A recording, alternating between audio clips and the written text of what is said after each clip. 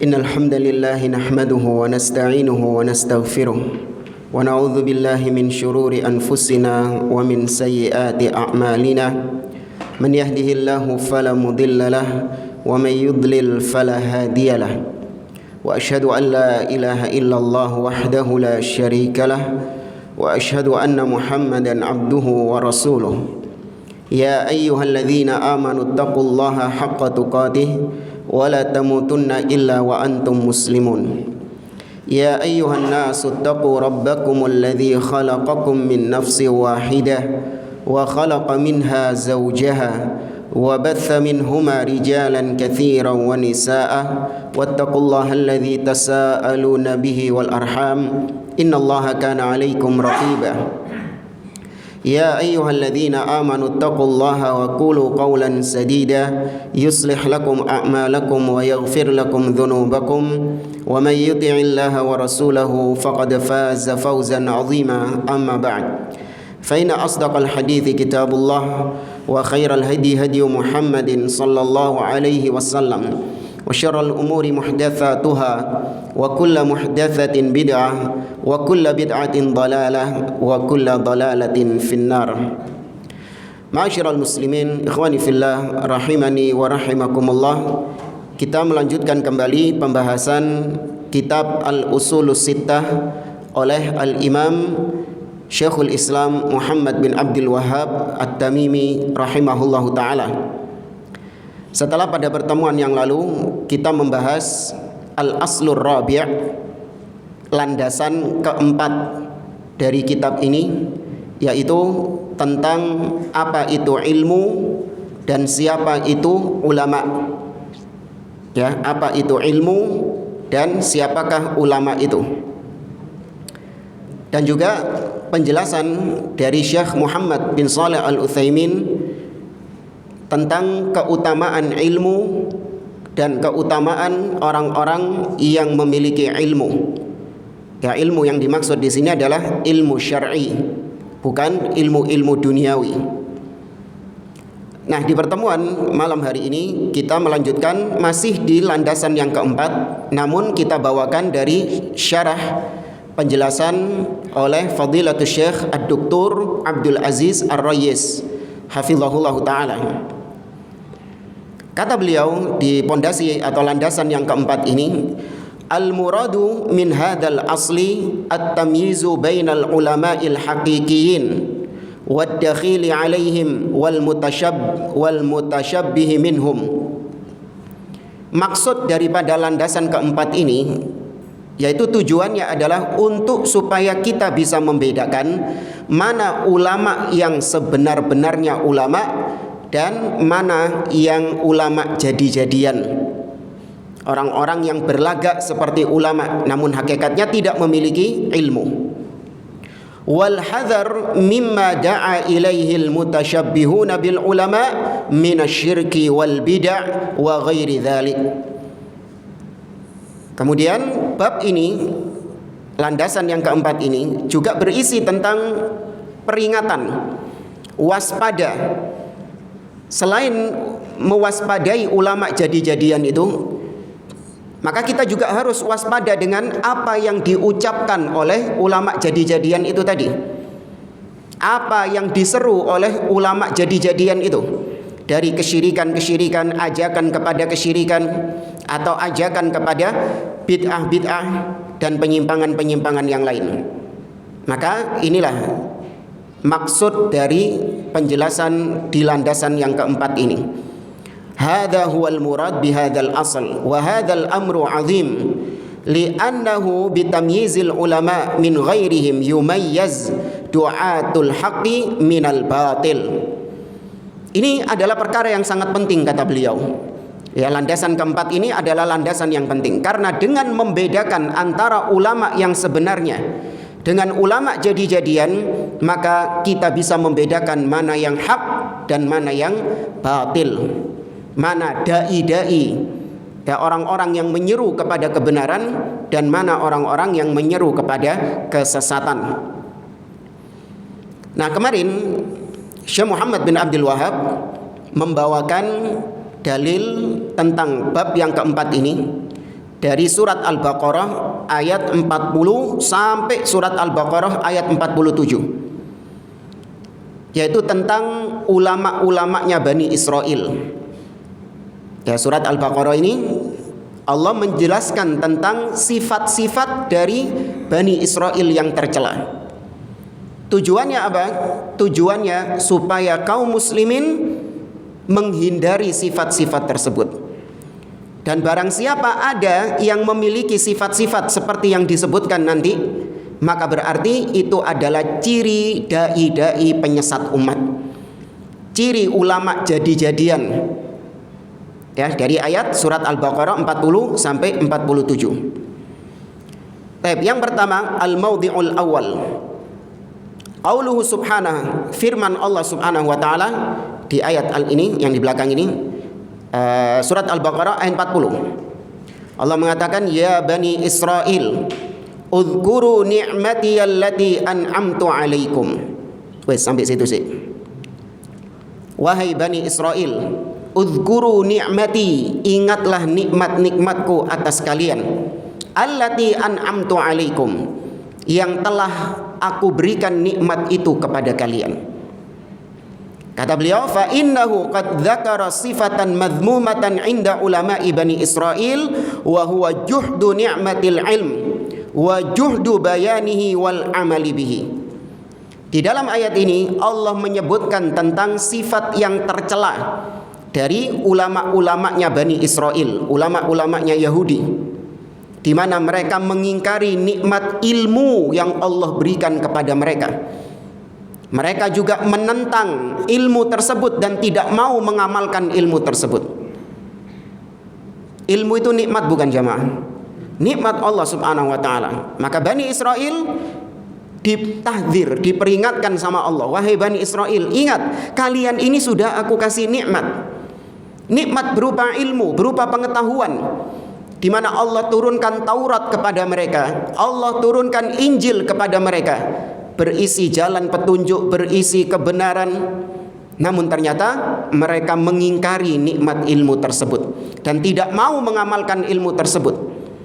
Di antaranya ilmu tentang kenabian Nabi Muhammad SAW. Orang-orang Yahudi diberi ilmu oleh Allah bahwa Muhammad adalah utusan Allah.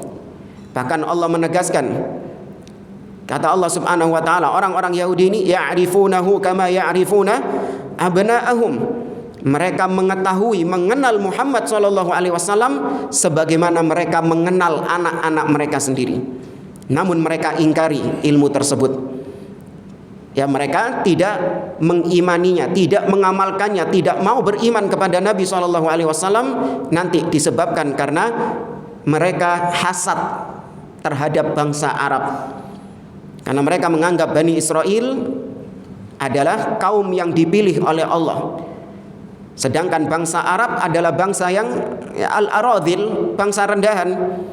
Kok bisa Nabi diutus dari mereka? Wong biasanya nabi-nabi itu diutus dari kalangan Bani Israel.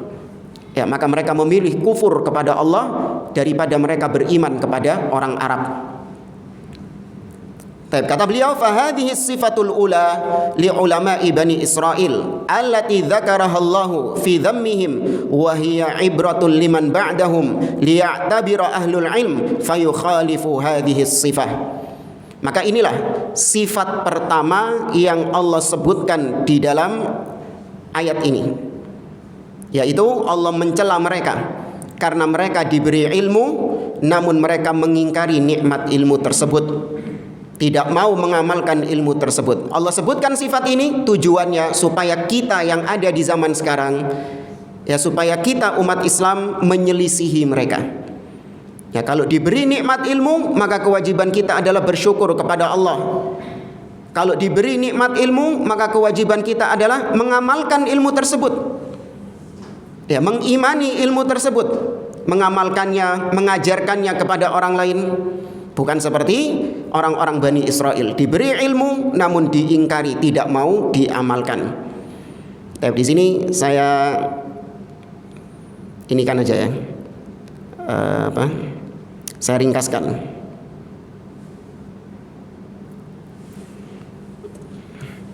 sifat ulama Bani Israel. Kakek tuh. Hah? Iya kurang gede. Ya apa caranya? Hah? Saya tulis di sini. Yang pertama, mengingkari nikmat ilmu dan tidak mau mengamalkan ilmunya. Ya apa cara membesarkannya ini?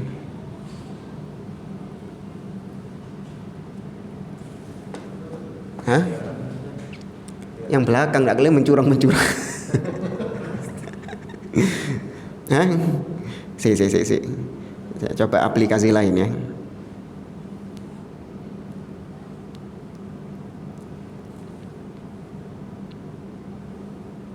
Nah ini enak ini. Tapi nulis tangan ini.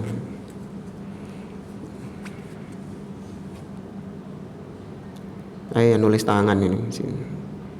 Sebentar. Ah ini enak ini. Ya ini aja.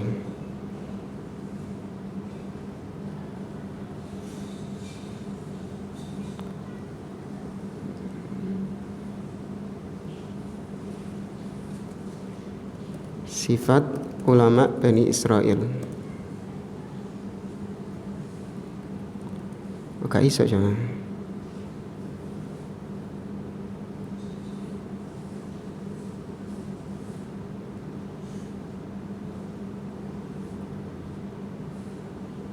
Susah ya? Ya wis lah. Yang ini tadi ya. Tapi ini kesimpulannya. Kemudian yang kedua kita lanjutkan.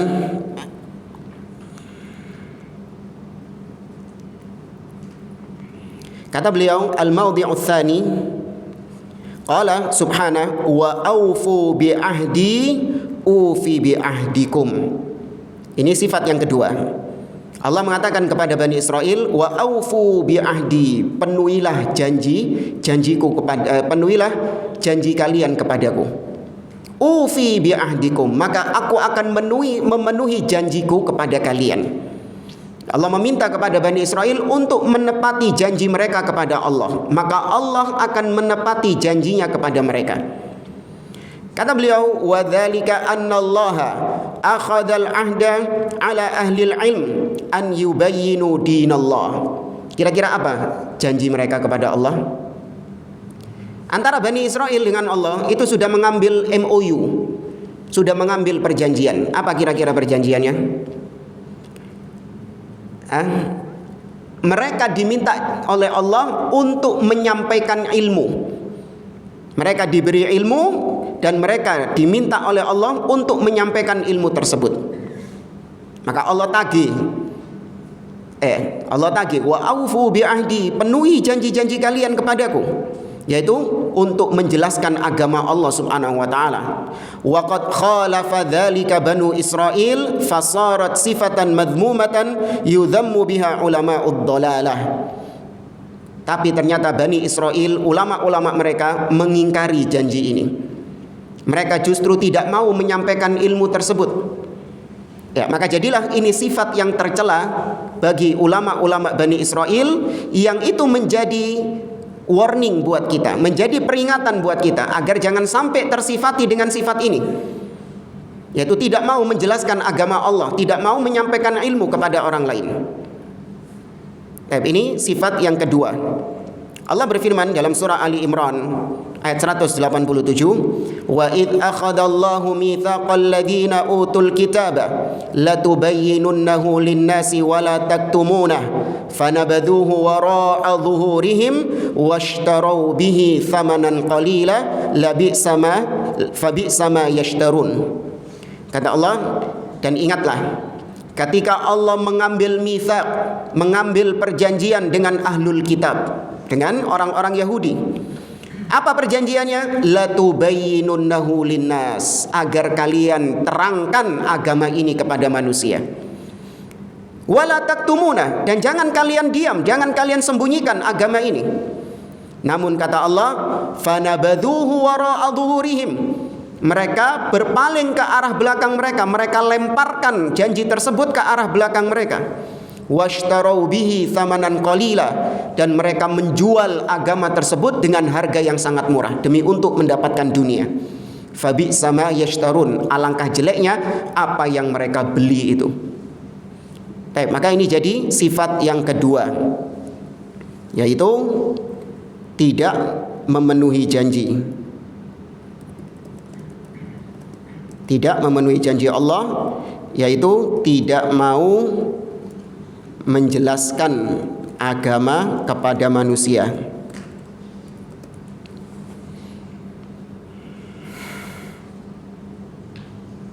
Iya, ada di besar ya.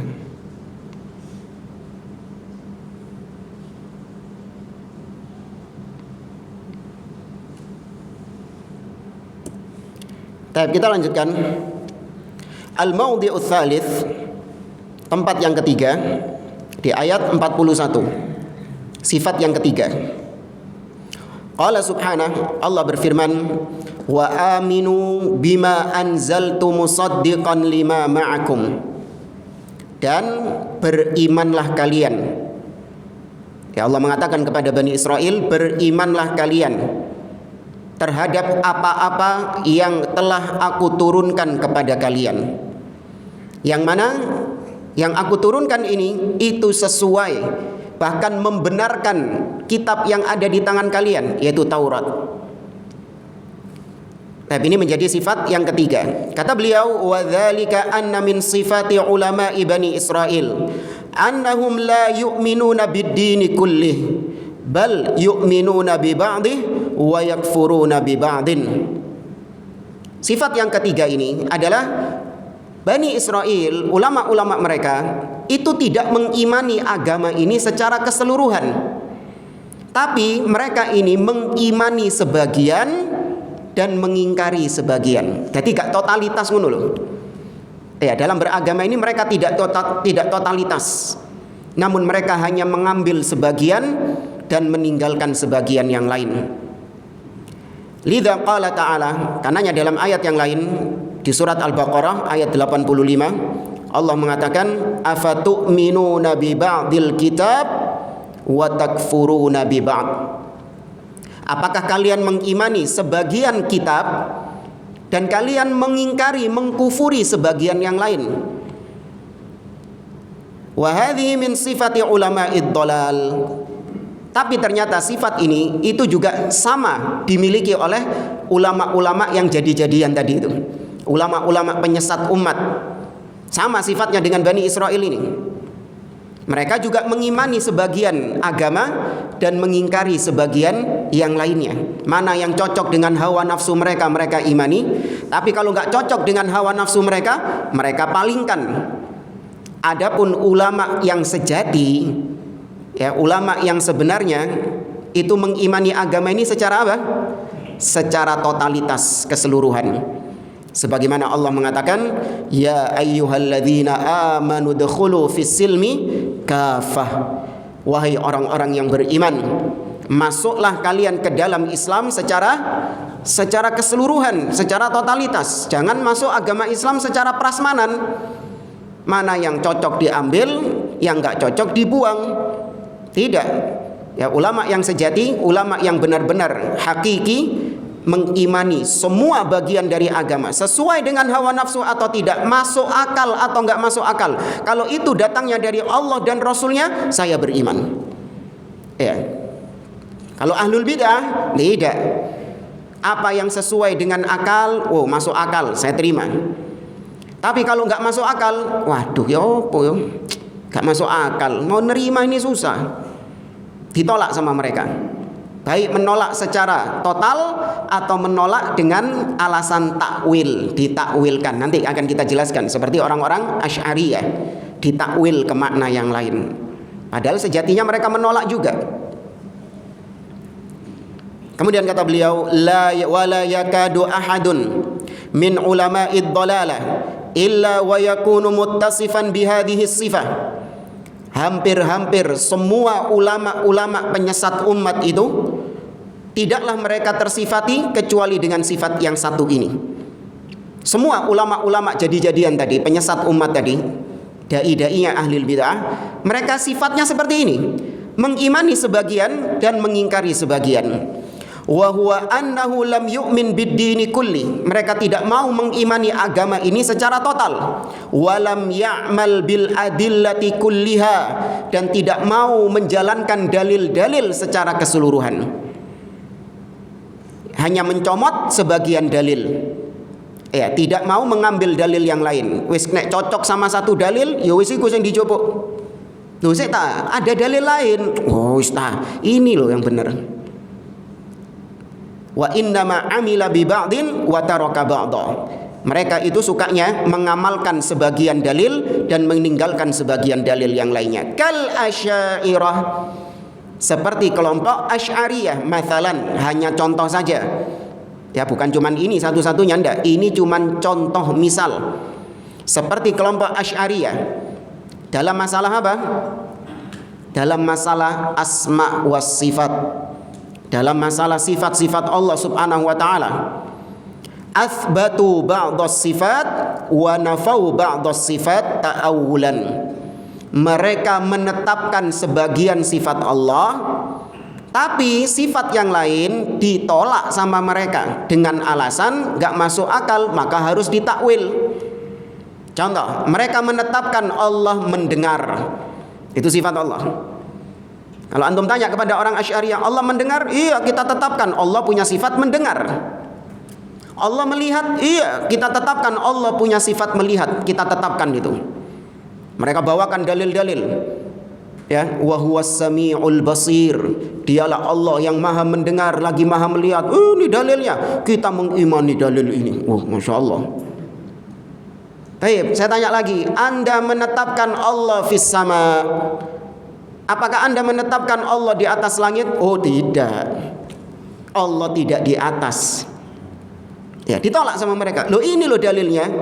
Allah mengatakan di dalam Al-Qur'an, "Aamintum man fis sama ayakhsifa bikumul arda fa idza hiya tamur." Apakah kalian merasa aman dari zat yang berada di atas langit? Ar-Rahman 'alal arsy istawa. Inna rabbakumullahu alladzi khalaqas samawati wal arda fi sittati ayyam tsumma istawa 'alal arsy. Bahkan Imam Ibnul Qayyim menyebutkan lebih dari 2000 dalil yang menyatakan Allah berada tinggi di atas. Mereka tolak, tidak. Kenapa? Karena kalau Allah dengan akalnya. Karena kalau Allah itu di atas, bumi ini bulat. Ya, kalau Allah di atas, maka yang di kutub utara ini kalau nunjuk ke atas ke sana. Tapi yang di kutub selatan, ya, yang di kutub, sampai kutub-kutub dibahas sama mereka. Tapi kalau yang di kutub selatan nunjuk ke arah atas, di mana arahnya? Di bawah sini. Ya. Maka nggak mungkin itu terjadi, nggak masuk akal itu. Terus gimana? Allah ada tanpa tempat, tanpa arah. Betul? Apakah kau menetapkan Allah dilihat pada hari kiamat oleh orang-orang yang beriman? Oh iya, kita tetapkan. Orang-orang Asy'ariyah menetapkan Allah dilihat oleh orang-orang beriman pada hari kiamat. Ya, sebagaimana banyak ayat-ayatnya dalam Al-Qur'an, misalnya dalam surah Yunus, Allah Subhanahu wa taala mengatakan lilladzina ahsanul husna wa ziyadah. Bagi orang-orang yang berbuat kebaikan akan mendapatkan al-husna, yaitu al-jannah. Wa ziyadah, dan bonus, maksudnya bonus di sini adalah ru'yatullah, melihat Allah Subhanahu wa taala. Ya, taib. Kau menetapkan Allah dilihat pada hari kiamat? Iya, kita tetapkan. Taib. Bagaimana melihatnya? Nabi SAW mengatakan, innakum satarawna rabbakum kama tarawnal qamara lailatal badr la tudhammuna fi ru'yatihi. Kata Nabi, sesungguhnya kalian benar-benar akan melihat Tuhan kalian, akan melihat Rabb kalian sebagaimana kalian melihat bulan di kala purnama. Kalian tidak berdesak-desakan ketika melihat Allah. Baik, maka kita tanya kepada mereka, orang kalau ngelihat bulan dangak nang di? Dangak ke atas. Ya, berarti apakah kalian menetapkan Allah di atas dengan hadis ini? Tidak. Tuh. Ini pelin-pelan. Makanya para ulama menyebutkan orang-orang Asy'ariyah ini dengan sebutan mukhannatsul Mu'tazilah, bancinya Mu'tazilah. Ya, kenapa? Karena kalau Mu'tazilah gentle, mereka menolak semua sifat. Wes, hatta sifat mendengar kita tidak mengimani, Allah tidak mendengar. Jadi nek sesat niku langsung ngono lho. Ya, tapi kalau Asy'ariyah enggak, masih setengah-setengah. Mukhannats, ya, banci istilahnya. Tapi ini sifat dari ahli bid'ah semuanya, mereka mengimani sebagian dan mengingkari sebagian. Fa'athbatu sifatas sam'i wal basar ila akhirih wa ta'awwalu sifatar rahmah wal ghadab.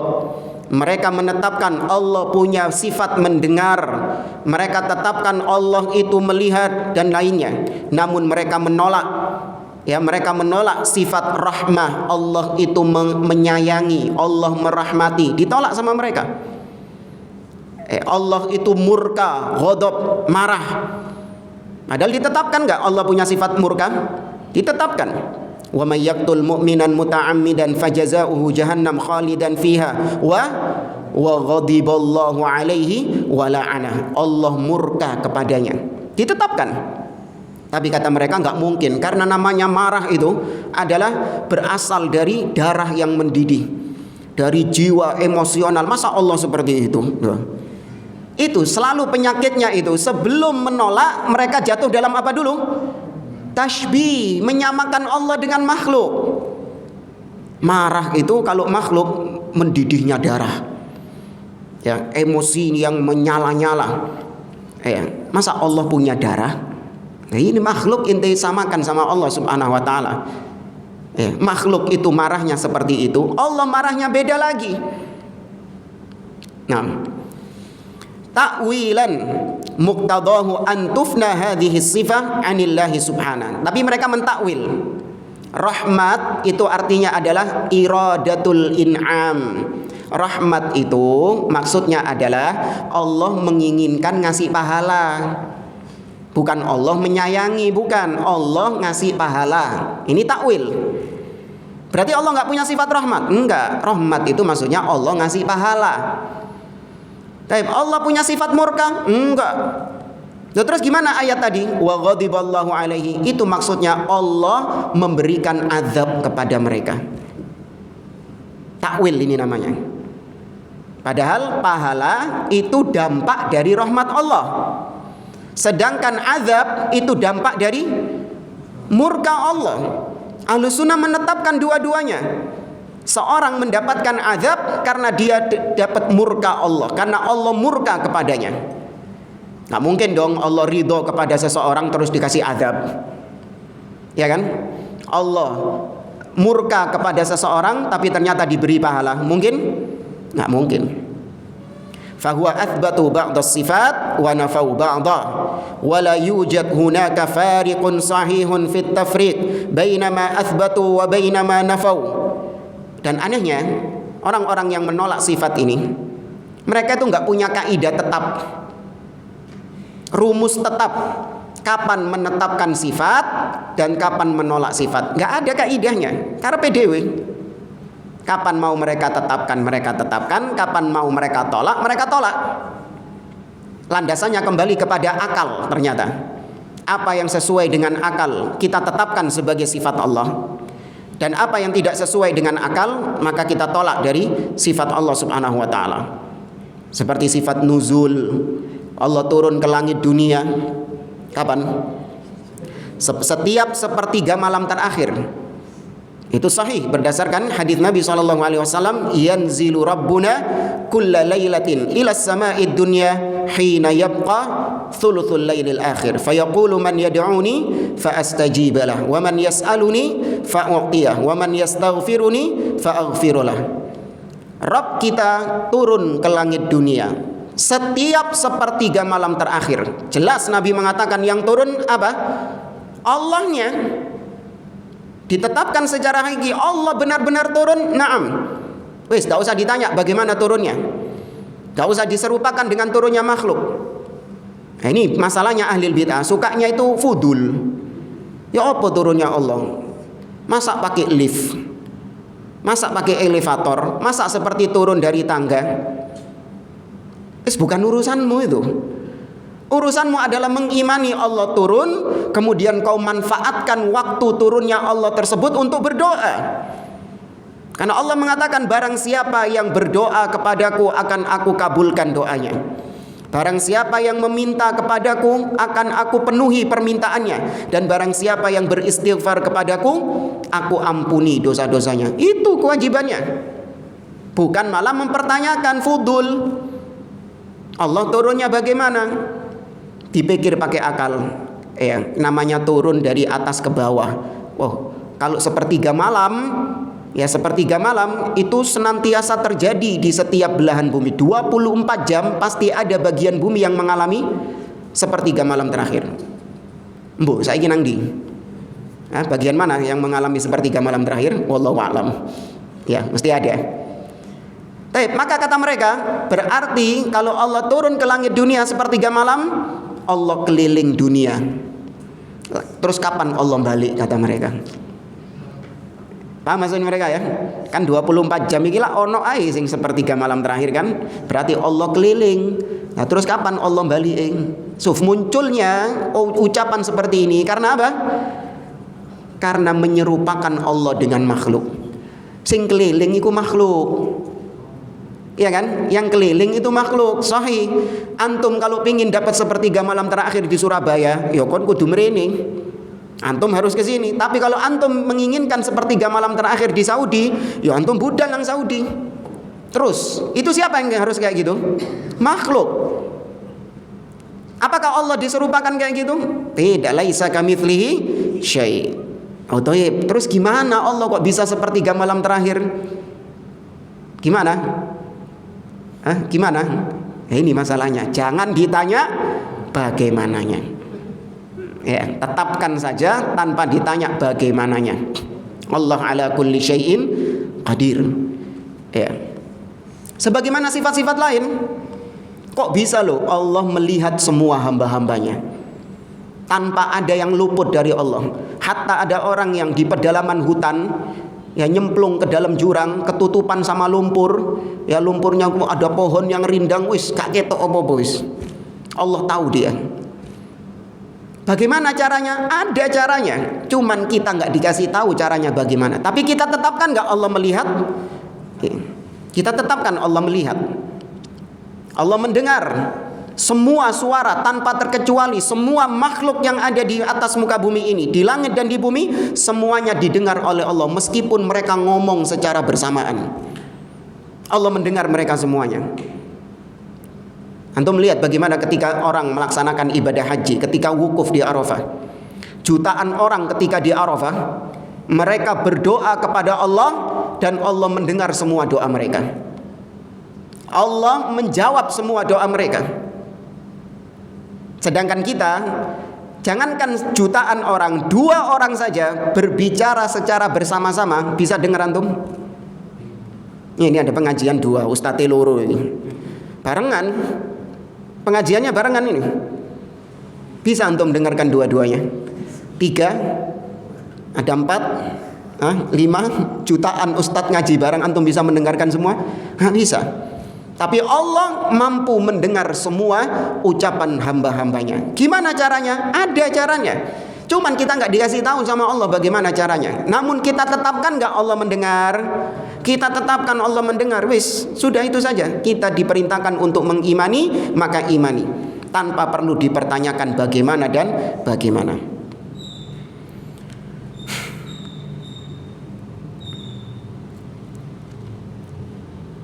Kemudian kata beliau, fa in kana dafi'uhum adillatal kitabi was sunnah fahiya tadullu ala itsbatil jami'. Kalau memang mereka ini ulama-ulama sesat tadi itu, penyesat umat itu, kalau dorongan mereka, motivasi mereka, landasan mereka adalah Al-Qur'an dan sunnah, pasti mereka akan menetapkan semua agama ini. Karena ahlus sunnah itu yaduru ma'ad dalil aina madara. Ahlus sunnah itu berputar keliling bersama dalil kemanapun dalil itu berputar. Dalil mengarah ke utara, kita melok ke utara. Dalil mengarah ke selatan, melok ke selatan. Dalil menghalalkan, kita halalkan. Dalil mengharamkan, kita haramkan. Itu sifatnya ahlus sunnah. Terus bersama dalil. Wa muqtada an yadkhulu fis silmi kafah wa an yu'minu bid-dini kulli an yuthbitul jami'. Kalau benar kita ini masuk ke dalam Islam secara totalitas, tadi ya ayyuhalladzina amanu dkhulu fis silmi kafah. Kalau kita benar-benar ingin masuk dalam ayat ini, maka konsekuensinya adalah kita wajib menerima semua bagian dari agama ini. Baik masalah akidah ataupun masalah syariat, masalah ibadah. Harus kita terima semuanya. Karena itu konsekuensi masuk ke dalam Islam secara totalitas. Makanya kalau kita mau mengajarkan Islam kepada orang yang mau masuk Islam, mu'alaf, itu beritahukan kepada mereka bahwa Islam itu menuntut Anda harus masuk secara keseluruhan. Jangan setengah-setengah. Jangan cuma ngambil enaknya tok kemudian membuang yang tidak enak. Karena sebagian orang kafir itu, mereka itu mikir kalau mau masuk Islam nggak bisa melakukan maksiat lagi. Saya ini sebenarnya percaya sama Islam. Saya ini mantap dengan Islam. Tapi ya gitu. Kalau saya masuk Islam, maka saya nanti nggak bisa minum khamar lagi. Kan gitu kan? Saya nggak bisa berzina lagi. Saya nggak bisa muamalah dengan riba lagi. Ini bagus ini. Orang seperti ini dia itu tahu konsekuensinya kalau masuk Islam itu harus totalitas, dan ternyata dia belum siap masuk Islam seperti itu. Jangan malah disembunyikan. Unda tidak apa-apa, wis ta. Tidak apa-apa kau ngombe khamr gak apa-apa, zina gak apa-apa. Jangan. Jelaskan kepada dia konsekuensinya harus masuk Islam secara totalitas, sesuai dengan batas maksimal kemampuanmu. Kalau kau jatuh dalam perbuatan dosa, maka langsung beristighfar kepada Allah. Jelaskan seperti itu. Tapi yakini perbuatan yang kau sebutkan tadi, khamar, zina, judi, riba, itu haram. Tinggalkan itu. Tapi nanti kalau kau sudah masuk Islam, kau jatuh dalam perbuatan seperti itu, langsung istighfar kepada Allah. Oh gitu? Iya. Berarti diampuni dosanya? Iya. Tapi berusaha untuk tidak diulangi lagi. Jangan terus bisa istighfar enak gitu kan? Enggak. Maka dijelaskan kepada dia. Wa mithlu dzalika muta'assibatul madzahibil fiqhiyah yu'minuna bi ba'din ma dallat alaihi al-adillatu wa yaradduna al-ba'd al-akhar. Mirip dengan tadi, mirip dengan sifatnya Bani Israel tadi, yaitu orang-orang yang fanatik terhadap madhab, fanatik terhadap madhab fikih. Ingat ya, bermadhab itu tercela tidak?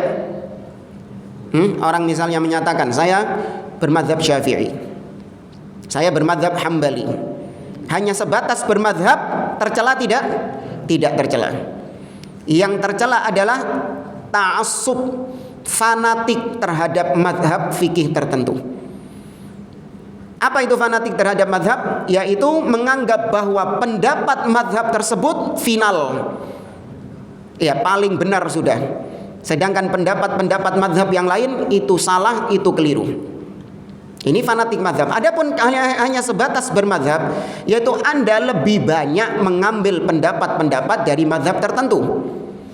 Namun kapan Anda tahu bahwa pendapat madhab ini bertentangan dengan dalil yang sahih, maka kalau Anda benar-benar tidak fanatik, harusnya Anda tinggalkan pendapat madhab tersebut. Contoh, saya penganut madhab Hanafi, penganut madhab Imam Abu Hanifah.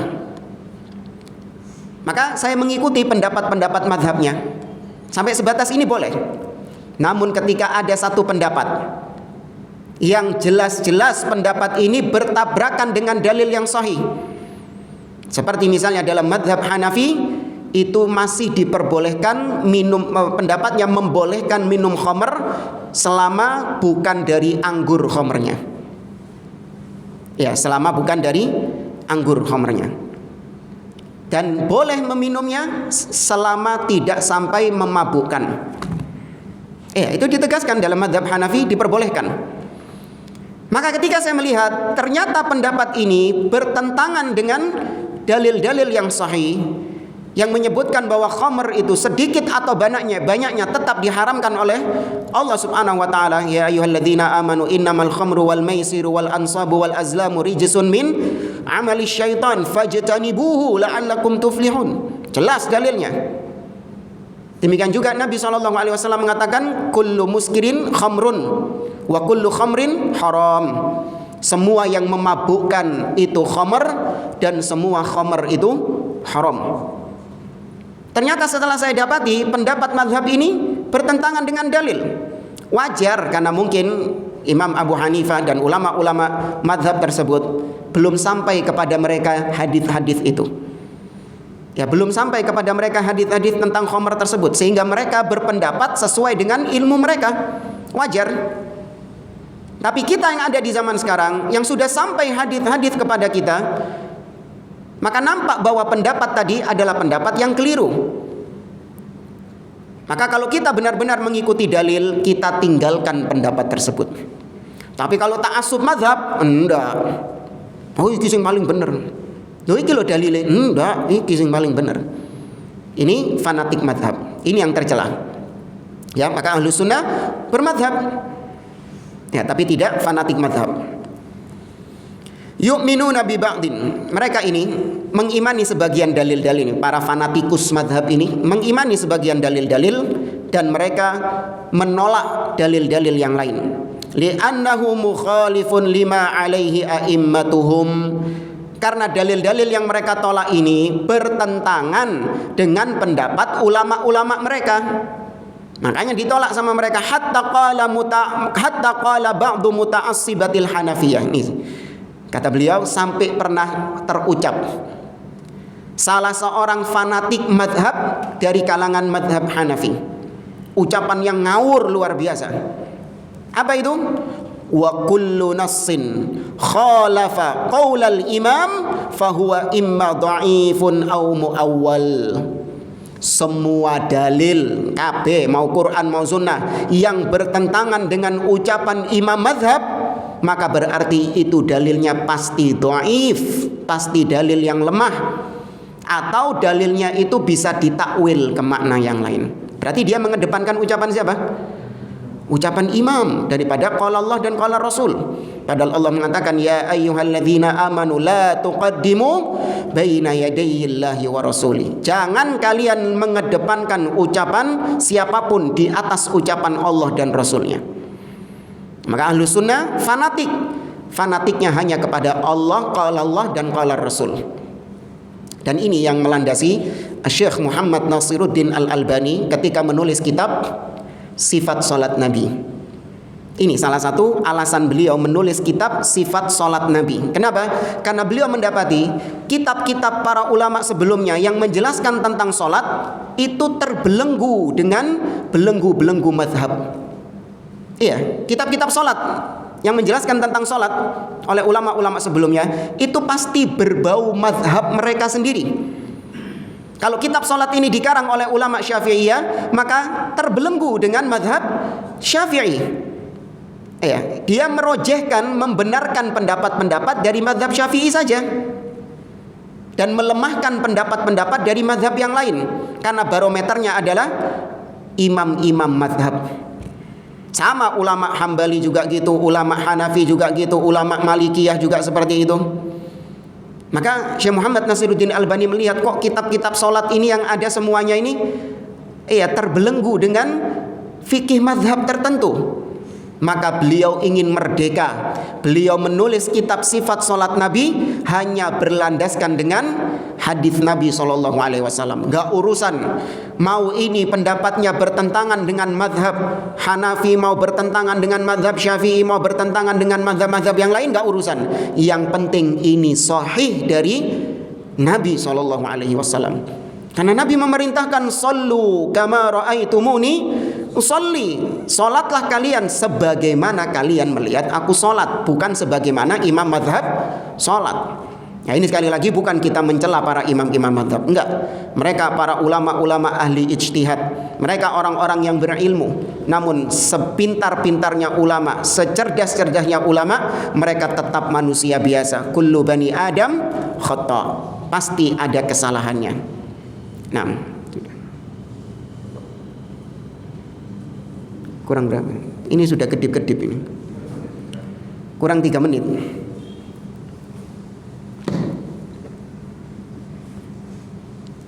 Tapi jamaah, saya berhenti di sifat yang keberapa ini? Yang ketiga tadi apa berarti?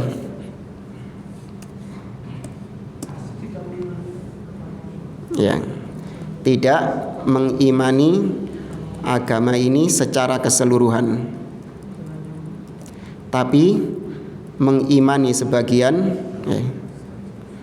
mengimani sebagian dan mengingkari sebagian yang lain. Baik jamaah, insyaallah kita lanjutkan ini pada pertemuan yang akan datang. Wallahu a'lam bissawab. Aqulu qouli hadza wa sallallahu ala nabiyyina Muhammad wa ala alihi wa sahbihi ajma'in. Wa akhiru da'wana anil hamdulillahi rabbil alamin. Wassalamualaikum warahmatullahi wabarakatuh.